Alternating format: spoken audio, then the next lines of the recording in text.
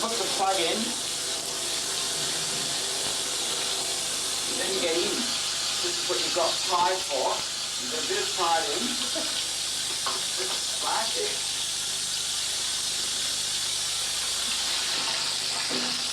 I'm sure a lot of people will think this is me just being cheap, but it's actually not. I really don't care. Why are you doing penance? Well, I mean, there was a moment not too long ago when your life was probably appeared to be very glamorous in comparison to, Whoop Whoop's been a disaster. Yeah. In every sense of the word. You know, I think I'm being punished for that. It just became... Priscilla's just become a bit of a ball and chain. It went way beyond the success it really should have deserved. I mean, I do believe that. It was lots of fun, but Academy Awards and Golden Globes, I mean, come on.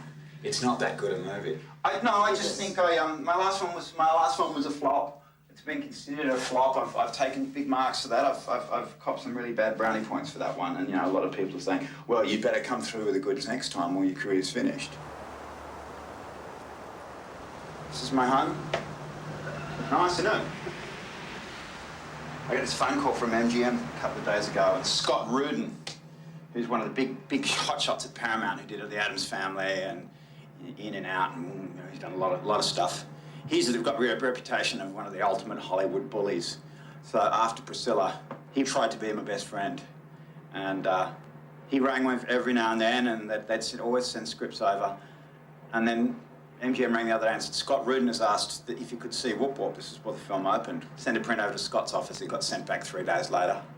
And I rang the office to see what Scott thought of it. He wouldn't take my call. I rang about 5 times over 5 weeks to find out his opinion of the movie, and he wouldn't return my call. And eventually his assistant said, look, I don't think he's ever going to return your call. And I said, well, if Mr. Rudin, after all the shit that he's been, being my best friend wants to put me through, if he won't come to a telephone call, he won't come to the call, then this is the last time we're ever going to have any form of communication ever again. And the assistant said, I think that'd be fine with Mr. Rudin. Well, Stephan's next film is a film called Eye of the Beholder, and it's a serious grown-up film about unrequited love. It stars Ewan McGregor and Ashley Judd. There's not one joke in the whole film. It's very serious. And we're making this film in Canada. Stephan first wrote this project after the fanfare of Priscilla. It was rejected by every studio in America. Hasn't been able to get the money for 4 years to make the film. Hollywood might have been prepared to finance another Priscilla, another light-hearted comedy, but not this. This film doesn't have drag queens or fart jokes. And they didn't want him to do this dark, obsessional movie. So this is your chance to be a grown-up, and you can't misbehave. Thank you. And it's pretty serious. It's a very grown-up movie. And that's why we're in French Canada, because this is the end of the line. These are the only people in the world who are willing to stick some money into this project. Nobody else would. It really is like you've been sent to film jail. This is film jail. I am. Film it's jail. Official. I'm in film jail. The budget of the film is about $12 million. But what they are actually spending on making the film is $4 million. So $8 million immediately disappears. And I guess that lines people's pockets. So we get 4 to actually make the film with.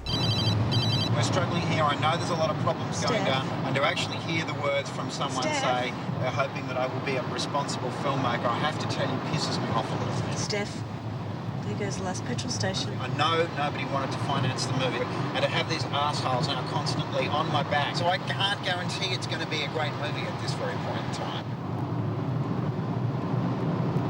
You didn't fill the car up with fuel.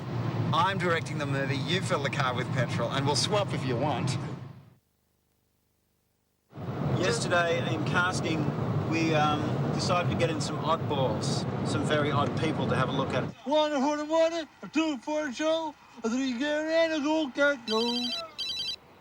Yeah, Harry Belafonte's an interesting idea. What film did he? Did he just do the John Travolta movie? Right, I'd love to have a look at that. Did the film get released? Did it flop? And how's Belafonte? Has anyone seen it? So, Kate. Yeah? Kate? No. Okay. Can you try a squeal for me as well? I don't know why Susan Sarandon wouldn't do the film, because I gather she was very intrigued by it. It may have something to do with the lunch that she had with Steph, at which he became so excited as he talked to her that he spat some of his Caesar salad with bits of chicken in it into her mane of red hair, and she was picking bits of chicken out of her hair. The script went out to all sorts of people.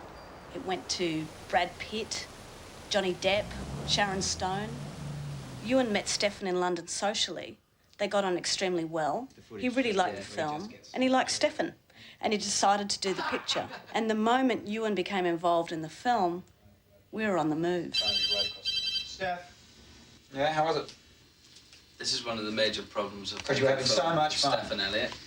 Is you've got I 2 have weeks to tell you, rehearsal, but that's the why you've got hang-up the 20 other night minutes was rehearsal. the all-time between classic phone class. So I cut you off last time. So Peter Fonda problems. Peter Fonda problems. There's always the problem that Peter Fonda, he's a nightmare. He's a very good friend of Ashley's. Peter Fonda? Call Ashley and ask Ashley to call Peter Fonda. You know, Ewan's got some pull. Who do we want? They can't be English though. Dennis Hopper. Dennis Hopper. Dennis Hopper, no. I've only just met him, he's fantastic. Our highlight, by the way, casting suggestions in the early day of this Ewan was Barbara Streisand being stalked by Sylvester Stallone. How about Richard Gere? Yeah. Or Al Pacino, maybe for The Blind Man, because he's done a bit of that. All right, Richard Gere or Al Pacino, says Ewan. He can ring him up. They're his good friends. I said, that's it. I've had enough. There is no Dustin Hoffman. There is no Jack Nicholson, all right? It isn't going to fucking happen. Get over yourself right here and now. Morning, all. I'm having real problems here. As I said, we're really scraping the barrel. What will this dog do for a sandwich? That's why you're here. Why? Yeah. Here? Yeah. Because I want it up. Do you speak French? No. No, just English? She doesn't speak English. She seemed to speak English the other day. She's not speaking English today. We had another one, a good one last week, which is a guy who came in, he has to show his bum and asked for a big fat man who can show his bum, and they brought him in and he didn't speak English. When I explained to him through an interpreter what it is that he had to do, he said, I can't show my bum, I host a children's television program. No one told me that either. Can you get me a really small little fat one? Small fat? Yeah, small fat one, like one with some good Small size. fat, no. Yeah, that'll be a little... Yeah, right. How are we doing casting-wise? Any update? So that's a yes on Jason Priestley? MDP Worldwide is the company that's given us the money for this film. Its CEO is a man called Mark Damon. Mark Damon was a pretty big B-movie star for Roger Corman in the 50s. Damon has read the script several times recently and has decided that he wants to make some big changes. Some of his suggestions are just borderline hilarious. He's asked me to have the eye go off to the Alaskan Versace store and buy some expensive dresses for her, and I looked at him straight in the eyes and said, they don't have Versace in Alaska. I'm going to write these scenes, and I'm never going to shoot them. The eye is finally buying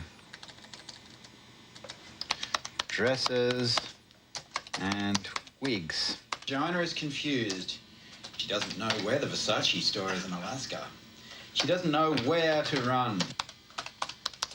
It makes no sense whatsoever. But then basically Mark says, we have to see her underpants dance. And I said, I beg your pardon. And he said, the underpants dance, you know, where she dances sexually in her underpants. I said, but we can see that anyway. And he says, no, but we have to see her being really sexy in her underpants. I'm being taken in now to meet the completion bond company, which is a bunch of money people who are insuring the film, and they're basically going to tell me that if I misbehave, they're going to take the film away from me and basically fire me, which they do quite a lot. So my aim is to go in there and dazzle them and be charming and fill them full of confidence. So, gentlemen, where are we? Tell me about your world. We just want to explain to you that there will be a bond on this movie. Gentlemen, I will say I've done 3 movies and I haven't gone over budget on any of them. So, including Priscilla, which was done for nothing. In fact, we came in under budget. All we can say is we hope you can do it. We think you can do it. We're going to keep a very close eye on that. I expect a few squabbles too, or there's no fun in it. We'll see about that. Any completion bonder in this contract has the right, you know, officially to call meetings, to express considerable alarm and despondency, and finally take over the picture on the grounds that the people who are doing it are completely out of control. Right? Now, what we may have to do is just finish the damn thing and deliver it, you know. And in that case, we'll make a lot of nasty shortcuts which you won't really like. You could certainly scrub your picture if you don't finish it the way you intended. Understood, Dad. Yes, Dad. I hear what you're saying. Of course, the only time I've ever had a smack on the wrist from a bond company is when my shooting ratio completely went over. But that was because basically I had to spend a week shooting with a goose. To try and get a goose from A to B on camera, we ended up having to do high-pressure air hoses up its ass and blowing it across the set. I go in every night with plan A and B. You know, I work off the board. We all work off the board. So I know I'm very clear. Those are very precise. Motorbike heading that away, car heading that away, panning them onto each other. So you want to have reversal. This one pans, this one pans, and this one is front. Coming on. We're in deep shit. Yeah. So I'll tell you what my plan B is. I've got a body double and she has agreed, and so I think she signed off on the body double, hasn't she? So, no? Unfortunately, this girl has to stand in the nude and parade in front of Ashley. So far I've got some very interesting videotape, if you'd like to borrow it. All right, guys, any more questions? I look forward to not seeing you. See ya. They seem pretty happy. I've lulled them into a sense of confidence. We tell jokes in a situation like this. You keep them happy and tell lots of jokes and they're all fine. I mean, who knows? I could get a weekend to shoot and I could be completely out of control and they'll have to take the film off me. But keep them happy, keep them smiling. Do you think lying is just part of being a director? Lying is the wrong word. Manipulation is the better word. Do I lie? Yes, I do. Did you have to get this film made? Okay, clearing it. Here we go. I've never told so many lies in my life. I outlied myself. I ran out of lies. I had to start telling the truth. Why are you shooting in Montreal? Honestly? Yeah. Budget? Shall I lie? Well, you're on camera. Keep it consistent. The truth of the matter is I was trying to find a city that I could double for so many cities. It was clean, and I had to look everywhere. I looked right across America, and it's just becoming a big, bland Burger King, Motel 6 mess. You following this, Joe? Yeah, I'm just going to go and put my dress on now. See you later. Okay.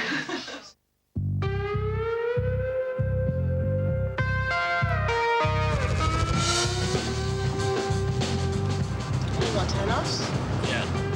After 4 years of talking about it, we're actually going to shoot this thing. I can't believe it. It's gonna be a hard one.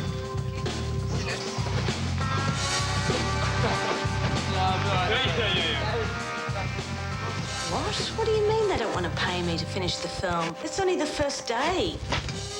Stephan's just walked on the train and has to have some chat with you. Can I call you back? The problem is I'm stuck now. There is no more money. I don't know what else to do. So we're now taking it out against ourselves, which we have to. That's all we've got left. The answer is no, there's no more money. As I said, you know what, I would have had to pay for out of my own pocket. And I wouldn't have done that unless I seriously believed that we're out of money. One day in the shoot. big thing is we do not have an American sale. Nobody has bought this film. Nobody's touched it. And by now we're waiting for it. And it hasn't happened.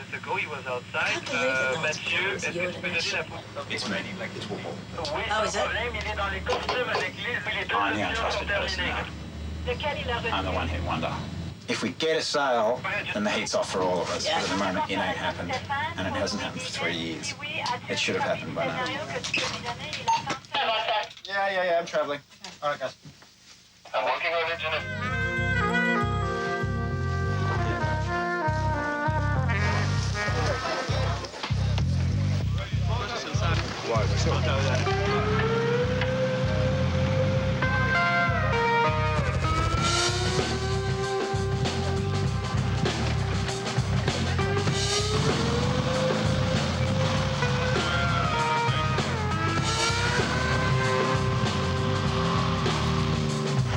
God, it's freezing.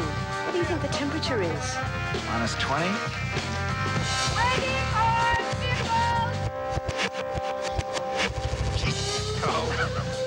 I feel like a bird's eye fish finger. 3, 2, 1, action! That was very funny, first couple of takes. I've never seen a bigger girl's blouse riding off on a motorbike. He was like a big poof. Little legs flapping in the breeze, poor bastard. It's my first ever Steve McQueen moment in a movie, a feature movie, and it's on fucking ice. It's a silly idea, but it's good fun. Oh no, I'm having a great time. I love falling off bikes and stuff. It's good. And action. Lady, why don't you just sit down? I'm fucking jumping! What sort of person becomes an actor? Most people in this industry, in fact, nearly every person around you on the floor here, probably came into this industry from a very early age wanting to be an actor. And I think everybody wants to be an actor because everybody wants to be loved. Ashley's interested in her performance. Her job is her performance, and that's what she concentrates on. Ashley said to me, you obviously know what you're doing, and that's about as far as the compliment or acknowledgement has gone. Do you like her? Yeah, I do like Ashley. I actually admire her. Right. What about Ewan? Oh, Ewan's a god. He's a good soul. He's a damn good soul. Ewan's the kind of person I'd love to be friends with at the end of the movie, but I know that's never going to happen, which is a shame. Ewan, Yes, darling. why do you want to be an actor? What's the attraction? Probably won't make it. Dressing up. That's it? Just to dress up, wear makeup. Is that all you ever wanted to do? Dress up, yeah. Yeah? Since I was 9. Are you disappointed? Only occasionally. There's something fun in dressing up and putting on clothes and makeup, and there's definitely a hook within that. Know exactly what you're going to do with every muscle in your face before they say action. Nail it down. Get it specific. Get it specific. Here we are on set filming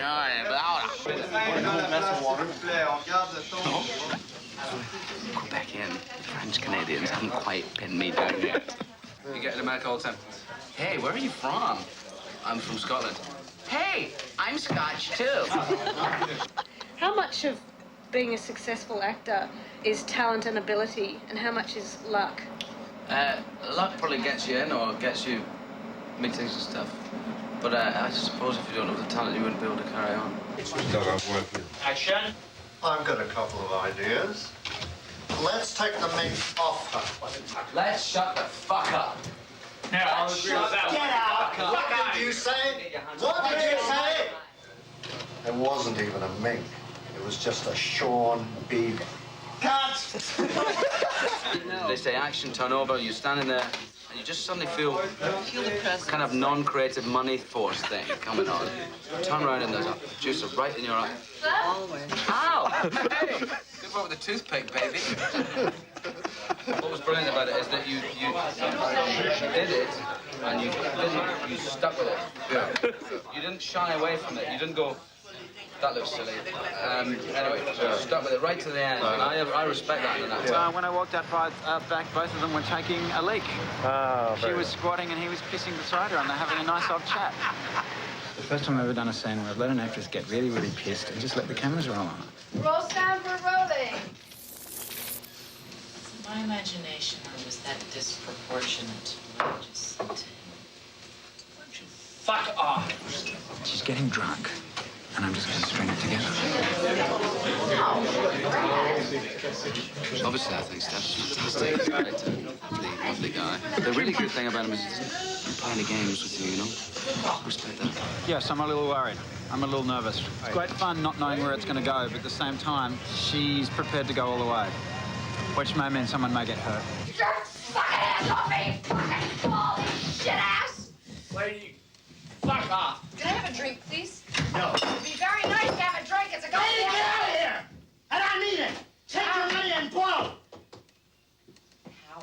Shot for shot, she's getting more and more out of control, which is good. So we've got about 2 or 4 more takes and probably 2 or 3 more bourbons, and we'll just see whether we can push her over the edge. Do you think it's kind of a strange thing to want to do with your life, to constantly pretend that you're somebody else? Yeah. You have to put your shoes. Well, one might expect so in a wide shot, Bobby. Cheese puffs, large brandy, and... Oh, there's something in the boot. There's a warmer in my boot. Action, yours!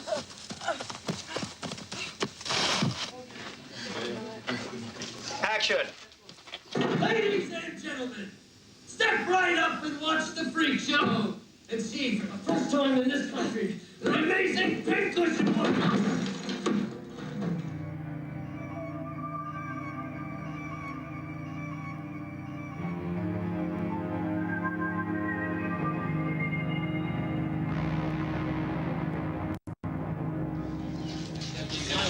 You want me to recognize him, Steph? Yes. Yes.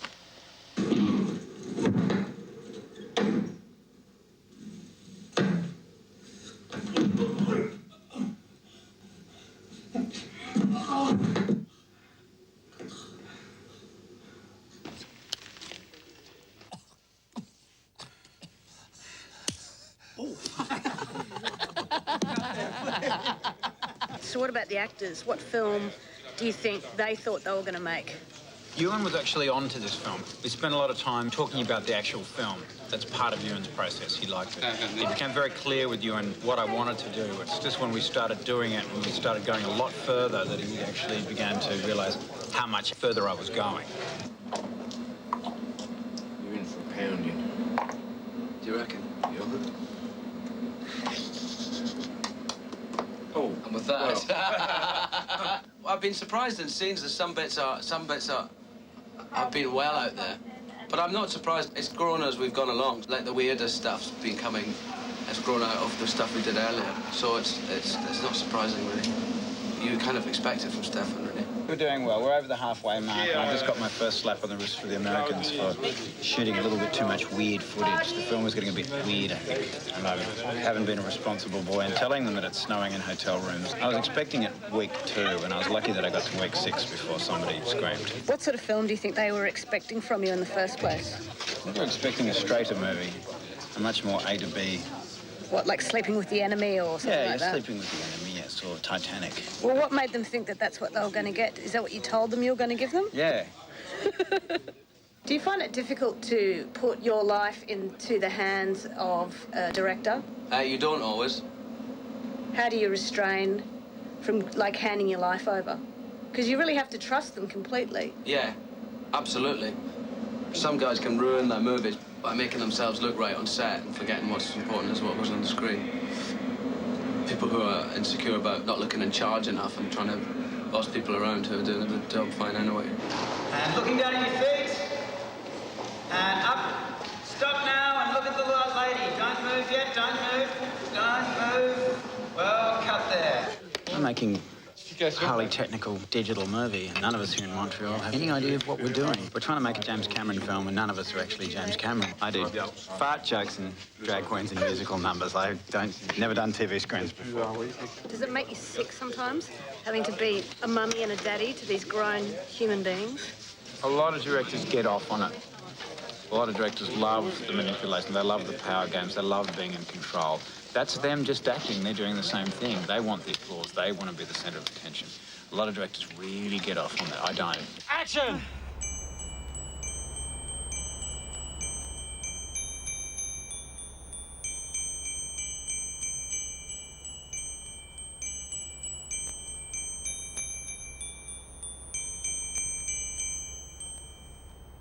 Do you feel as though you're being manipulated a lot of the time? Only in this film. Why do you feel as though you're being manipulated in this film? Because Steph likes to play a game or two, doesn't he? You're freaking me out today. Is it going to end in tears with Ewan? Oh, no, Ewan and I will leave this film inseparably good buddies, and then unless I work with him, I will probably never see him again. Is it sort of difficult at times, though, to put your life in the hands of a gigantic 14-year-old?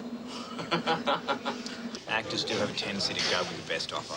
If he was pushing it too far, I'd tell him to stop, but we've never got that far. People like Hugo Weaving and Guy Pearce and you know, I've done two films with Hugo. I adore Hugo. I think he's wonderful. Hugo, if it's not work involved, will never pick up the telephone to him. Is that why, on a whole, you don't really like actors? I don't like actors. We've got a sequence which is 165. He's driving to the airport with Lucy. Then as he starts to hallucinate, I want to fill the car with water. And then put both actors in there again, hold them down, and then do a same series of simple shots like that, but basically with them underwater. So we're going to drown you in this, Beetlejuice. I'm going to put you underwater and nail one of the little girls down alongside you. Right. But this is why I employed twins, because if you lose one, you've always got a spare. Yeah. Thank you, Stephan. Notice the way he didn't laugh at the second take. He looked like a serious, concerned actor. How dare you? That's disgraceful. So what we're going to do is get a big piece of metal on the side of the car, and we're going to go clank. When you hear clank, that means action. So then we should have 3 taps should be we're rolling, 2 taps should be we're cut, and 1 should be we need to talk to Mark. 2 taps should be we're cut. Just give a 1 tap, and that means we're rolling. Another tap means we've cut. 2 weight belts, yes, if we could, to keep her a little lower. So then we should have 3 taps should be we're rolling, 2 taps should be we're cut, and 1 should be we need to talk to Mark. That means go. 2 taps should be we're cut, and 1 should be we need to talk to Mark.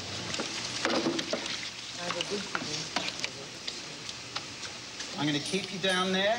We're going to roll the cameras. We're going to signal to Mark. And also if you can lean back in the chair as if you're really sitting.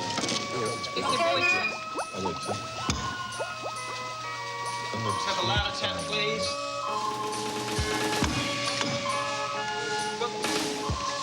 Keep rolling. Here we go again. Okay, 2 taps now, please. Keep rolling when you're ready, Jen. Big taps, Jen. Keep rolling. Go for 1 more. 2 taps, go. 1 more try, please. Okay, 2 taps now, please.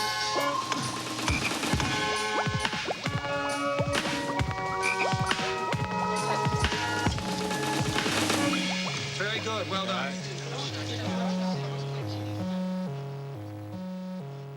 I'm finally fulfilling more of my water fantasies. You see, I want to drown. That's all I've ever wanted to do is drown. And how many safety tanks will you need? Well, it's like one each of you is like an hour and a half. Yeah, but and there should be an extra one too. I just think as long as there's one extra, there's one safety one.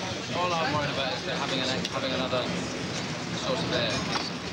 I just asked to have weight belts put on them because I know the English are not particularly good in going underwater. They take big breaths. We've been there before and they float. We'll put Ewan in the water.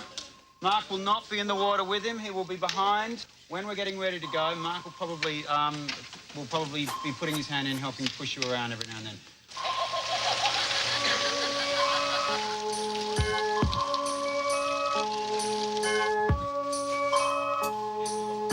Okay.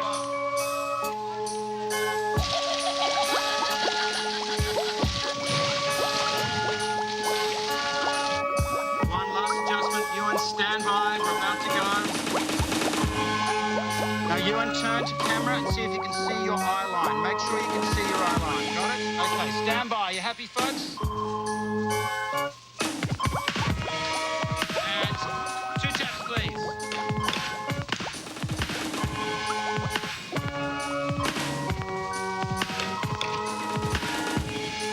Get the radio in there, please. Keep rolling.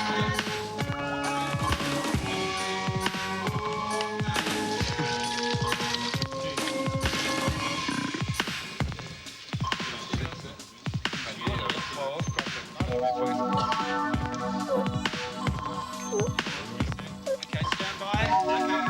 Same thing again, just driving and let your own snow cone go, but let it go near your face, close to your face.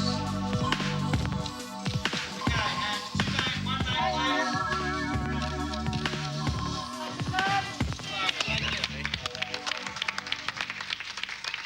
Who knows, you know, you just end up with something that could be, you know, like hugely original or quite fabulous and had never been done before, and it could be a huge success. It also could be hugely original and never been done before and too hard to market and will never even see the light of day. So ultimately, what are your expectations of this film?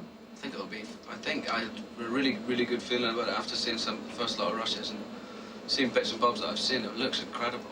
It's rather a bizarre story, and I don't know. That could be the bit that if it doesn't matter how great it looks, if the story is too weird for people to get, then I don't know. But I think I've got a really good feeling about it, and I'm not like more than usual I usually do. Really? The whole year of my life was just evaporated. I blinked and 1 year's gone past. I got here, it was snowing. I'm leaving, it's snowing. What happened? I'm 35. I'm 35. Got here at 33.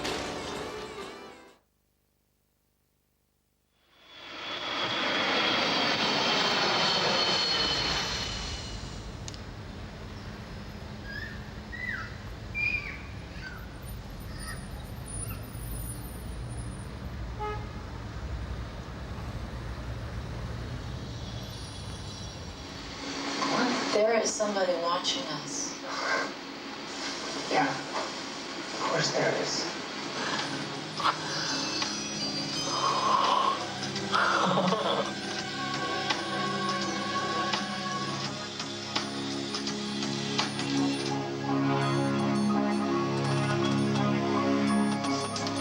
Who is he? Embassy brought forged daddy's signature. He's making a big cash withdrawal for some woman. And who is she? I don't know, we've never seen her. I bet she's pretty. I bet she's not. Which one? There. No. The other one. The guy behind him. Yeah, I'm gone. I'm out of here. You know, horribly out of time just looking at our schedule today. Hi, it's Stephan Elliots, the Beholder. So why are actors so insecure, do you think? Because they have to spend too much time thinking about themselves. And you kind of on the line. If you fuck up, then people are watching. But whether you're insecure before you start or whether it makes you insecure, I don't know. When people are looking out for you to fuck up, it's kind of scary, I suppose. Do you feel like they are? Not with me particularly. Don't know if they'd be very surprised if I did.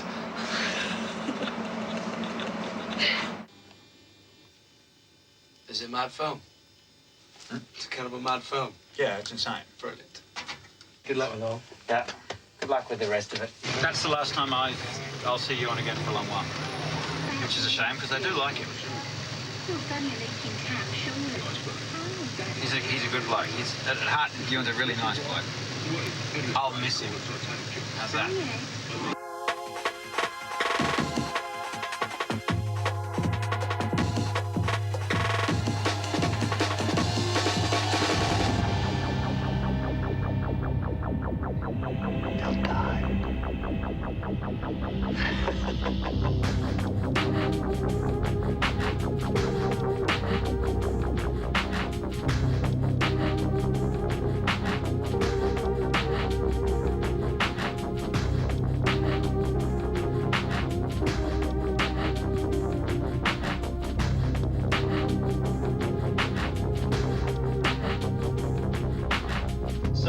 cut a definitive version with 1 or 2 more choices that I think very well. We're running at 104 minutes.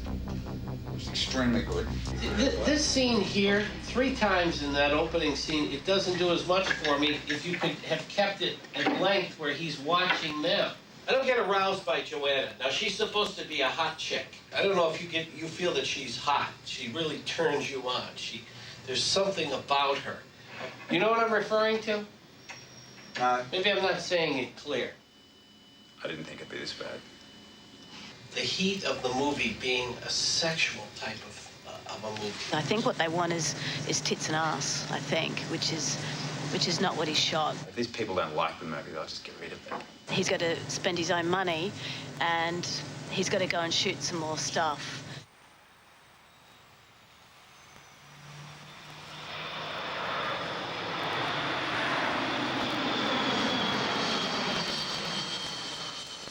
First morning and second unit shoot. Let's have a look. We sort of didn't get a camera for 1 hour late. The sun comes up in about 8 minutes. The sun's come up already, in fact, if you look over that hill. So we've blown our sunrise. So that's first day. The double has a wig on that basically looks like some form of cat has been caught in an oil slick. We'll have to deal with that. And our truck's too small for all the equipment, which you can have a look over there. But beyond that, everything will be just great. So by the time you got told, he decided that he wasn't going to compromise anymore, and he was sick of being treated badly by film crews because he thinks they take advantage of him. So not only does he not go on second unit, he stopped making phone calls. So what are you doing now, Steph? Playing Jason Priestley. I'm directing and playing Jason Priestley. This will be funny.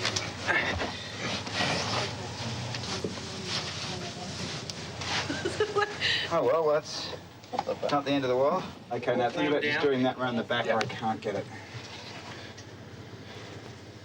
Well, what Steph just told me is that if we're over budget, that he will buy the car. It has no engine, it has no wheels. We bought it without seeing the car. In fact, the car doesn't work at all. We're not even sure if there is a car. God bless America. Can anyone spare any change? You, sir? Right.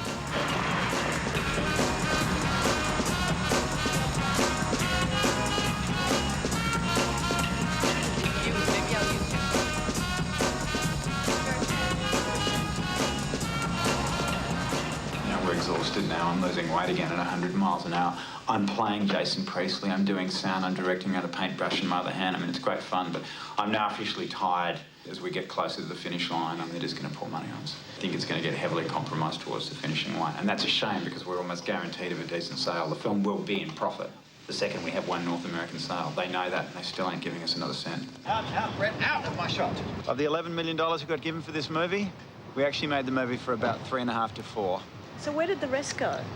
Went to executives, stars, and sales agents. I'm having a cigarette. We're in Dallas Airport in Washington, D.C. Well, basically, Jackie managed to get 700 pieces of luggage on as hand luggage. They tried to charge her $5,000 or something, and she managed to talk them into slipping them 50 behind their back. And now we've got to Dallas, and we start shooting around about 7 hours, and we haven't seen Washington yet. Oh, just trying to pick up the pieces when the pieces don't quite fit together.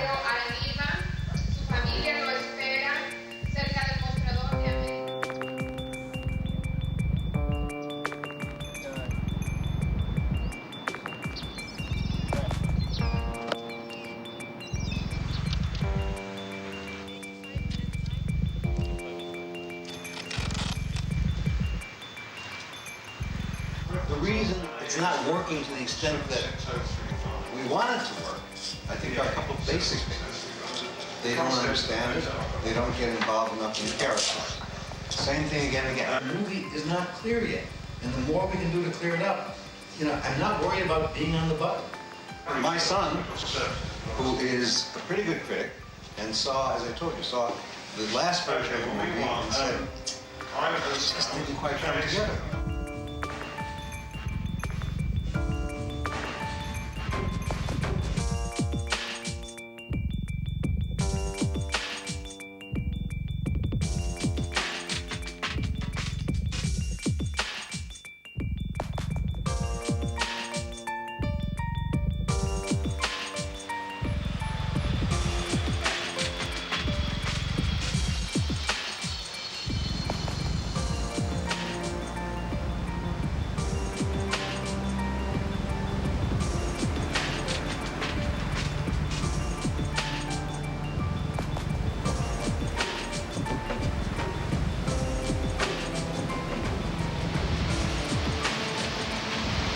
What's happened? Why did you come home?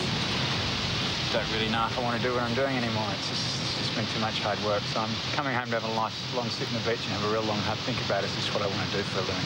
No one's doing anything. The film is sitting in holding pattern until we have the test screening process. Let's just talk about that then for a minute, because what do you think of 1-3? But everyone unanimously thought that was by far the sexiest shot of you and... Bah! Okay, I don't know. The cat will decide where we're going to go. Nobody knows. Go, Putty! Have a good think about it. Come on, have a good think about it. Look over there. There's a nice one over there. Over there. Come on. Come on, Puss. Come on. Anyway. Come on, Puss, which one? Okay, we're just going to throw the cat in the air and see what we get. Oh.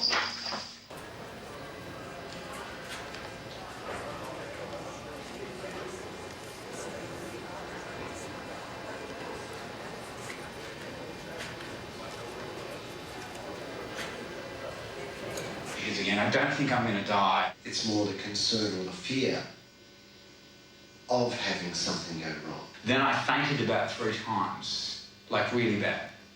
So since then I've been and seen an ear, nose and throat specialist. The ear, nose and throat specialist, they said of course they couldn't find anything going on within there. I get a lot of tingling, like it's constantly getting now, constant tingling up the back of the head, which isn't bad and it's quite a nice feeling. Am I willing myself into another new symptom? I have no money in the bank. I have not been paid yet. As I said, I don't think anyone's going to go and see Eye of the Beholder. As much as I like it, I don't think it's going to make a cent. Deal with the problem when it actually is a problem. And secondly, there's nothing wrong with you at all. There's nothing wrong. Unless you get over yourself, forget it. Forget it. Get on a plane and go and deal with it. You have to.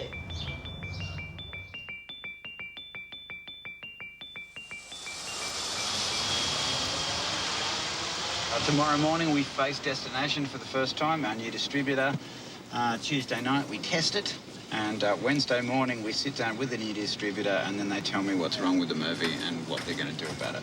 They just pulled me apart and found about 30 sleeping tablets and they didn't have the prescription number on them, so she said, I'm taking these away from you, and I got down on my hands and knees and started sobbing. Beautiful, lovely, smoggy Los Angeles, where the sun never stops shining. This summer's big release, Adam Sandler. That's what I'm up against, Adam Sandler. If he gets his money, it's gone. If he doesn't get his money within a certain period of time, then we show it to everybody. Who is this guy? What's his operation?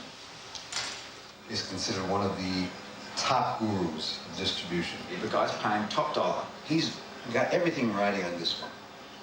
Right now, he plans to go on a wide release, which is a mistake. He hasn't seen the picture. That's right. I mean, are these people going to shit their pants or what when they have a look at this? I mean, if I paid this kind of money for this film, I'd fucking shit myself. Of course. He's so gung-ho and thrilled with this picture. He'll take really good care. I'm not concerned. And he has promised me that he's going to include you in it totally, as well as us. It's a film he hasn't seen. He's so jazzed about this picture right now. And I tell you, the money that we got is twice as much we could have gotten anywhere else. I know, and that was my point, coming back to again. And the guy's paid twice as much as anywhere else to a picture he hasn't seen. See the Scientology Center over there? Celebrity Center? Oh my God, this is Hollywood Boulevard. All the way down here, and every night someone comes up in the middle of the road and just screams, "Cat!" And everyone goes home and they just shut it all down. Is that you? With a gap between the two. You're joking. Above Cobblin. Any director who works here has been put on the mural that they like. And finally, on my second turn back here, they told me you've made the mural. So I don't know how long you stay on the mural, but I'm in good company. You know you've made it in Hollywood. You've made a wall. LA is entirely built on cables above the city because of the earthquake problem. So it's got these hundreds of these beautiful cables that have electricity literally spurting out of them. You can hear it.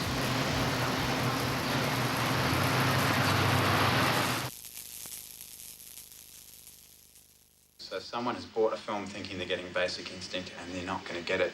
You know, I woke up in the morning today and it's 4 o'clock in the morning and I said, I'm frightened. I'm really fucking frightened about this.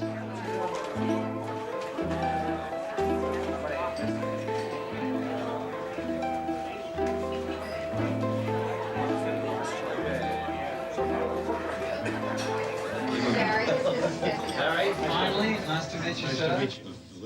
Stephan meets the guy who bought the film. He still hasn't seen it. He doesn't have a plan for its release until he receives the results from the audience test screening. But we need to find just how deeply we can go. Well, all right. So we will see you tonight. See you this evening.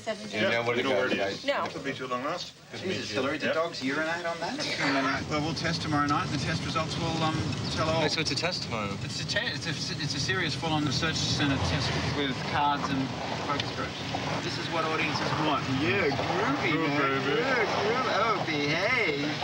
So what am I making one movie for? What's the point, really, when they all want Austin Powers? Better still, who wants Ewan McGregor trying to act when they can have Adam Sandler pissing against the wall?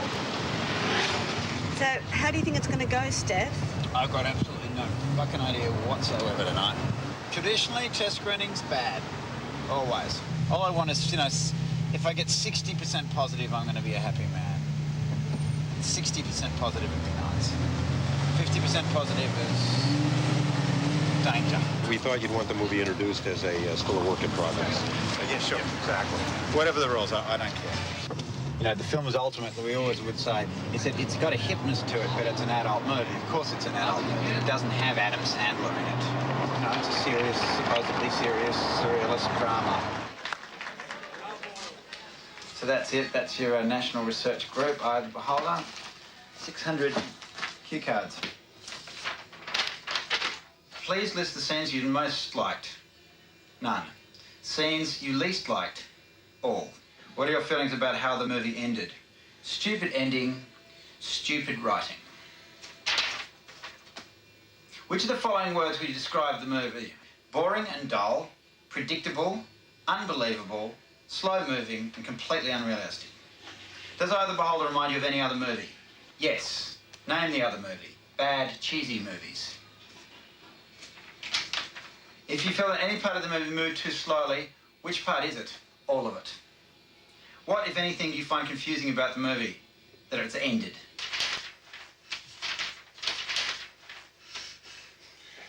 What was your overall reaction to the movie? Fair. Scenes you most liked? None. Scenes you least liked? The last half. Well, to describe the movie, different and original. I've been at my own test screening. Al, they laughed from start to finish. Ashley sat down and she says, okay, I'll tell you what I've lost. I've lost my childhood, my youth, and they started to howl, laughing. And that's when I got up and walked out. As soon as I got that first big laugh out of that, I just said, that's it, I'm out of the room. The end of the Mark Damon story, the last thing we saw was Mark Damon wandering up the street into the darkness. Hillary is wandering around in a daze. Her eyes are so glazed, she's clutching onto this handbag with just saying, I don't know what to do. Never in my 4.5 years of ever trying to get this film up did I ever envisage that people would be screaming with laughter.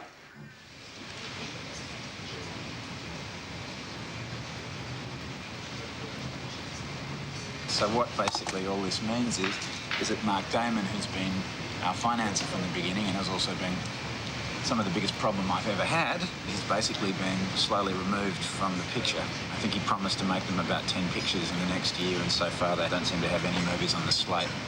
So I think that's the end of Damon. I have been having a little giggle all night. So we've got to look at it from that angle now and see the funny side of it. Ha ha ha.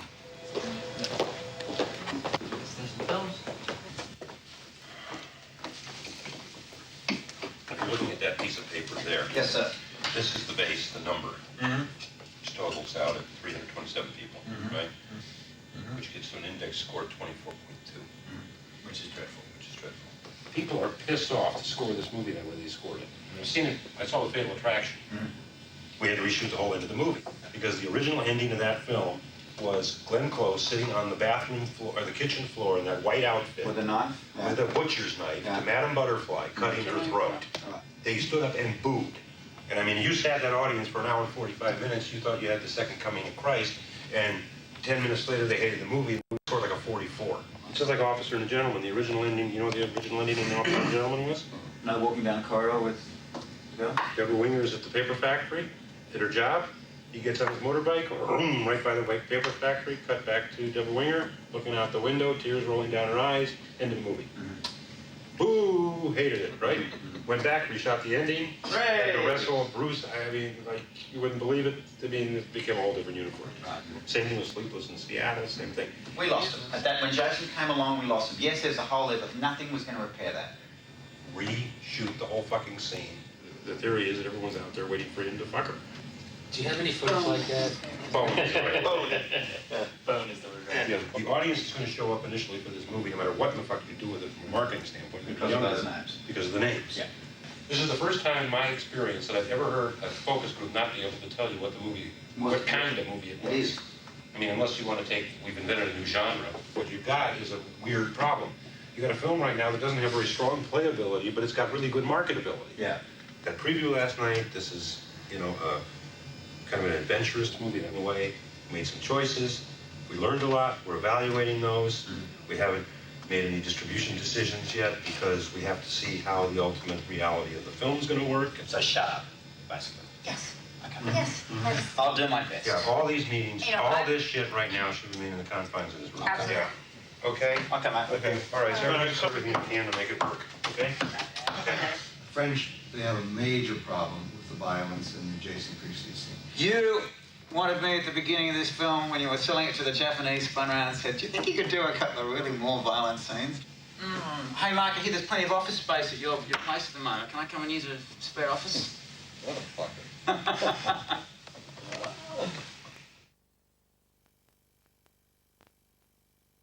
Will I ever see the money from I? I don't think so. This time I've invested basically all my money into the film. So we're at the, this is the pinnacle of Hollywood. Is this what you've always wanted, Steph? To live in a mansion? What, up here? No. If I had money, would I make movies? No. No. Golden rule of filmmaking. Never invest your own money. Well, it looks like I've blown that one a couple of 100 times.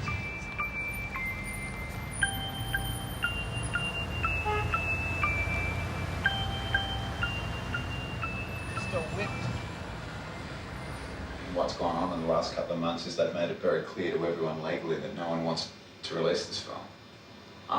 You know, a company's bought the film and they don't want it. So, nah.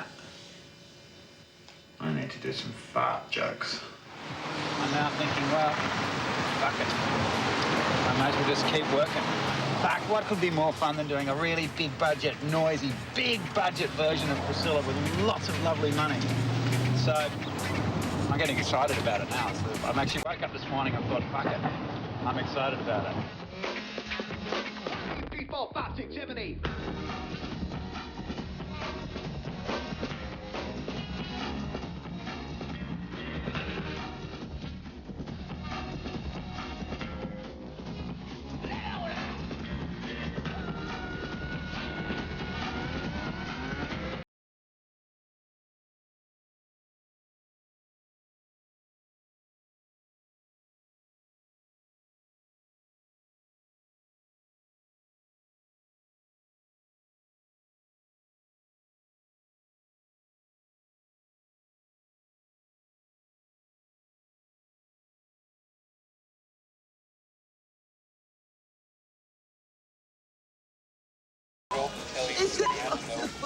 And cry and look really upset and have the crew with a straight face. Ladies and gentlemen, Mr. Stephan Elliots.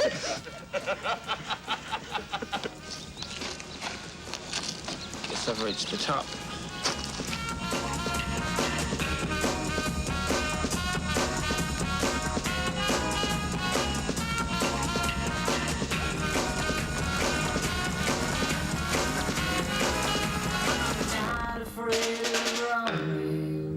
As Betty Davis would say, get the fuck out of my shot.